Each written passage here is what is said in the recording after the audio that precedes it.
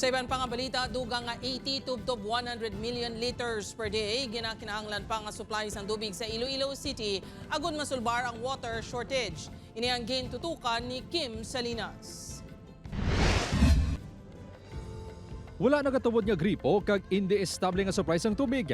Ini ang pilalang sa tinuig nga ginaagwanta sa mga pumuluyo sa Iloilo City, ilabi na subong nga tig-ilinit. Suno sa MPIW, 80 tubtob 100 million liters per day pa ang kinahanglan nga supply sang tubig para sa masobra 300,000 ka mga residente.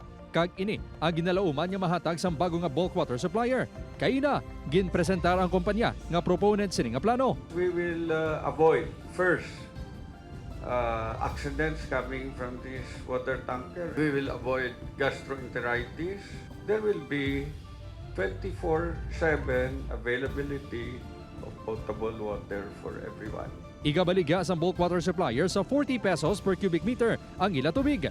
Ang pila ka konsumidor nagakabalaka nga kung magkuha ang Metro Pacific Iloilo Waters ang tubig sa bago nga bulk water supplier, magtimbuok man ang presyo sang tubig sa syudad. Sa karon, yara sa 20 pesos per cubic meter ang presyo sang tubig sang MPIW.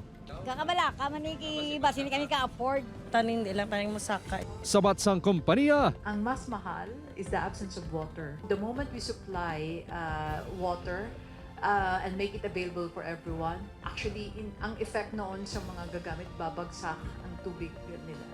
base sa proposal, mayor nga source ng tubig ang Highline Canal sang NIA 6. Magaagi pa ang proposal sa Local Development Council kag irekomendar sa Iloilo City Council para maaprubahan. May 90-day pa nga ihatag para sa Swiss Challenge kag kun wala sa maga-challenge, magadiretso na ini sa pagpirma sang kontrata. Upod Kermel Porquia, Kim Salinas, 1 Western Visayas.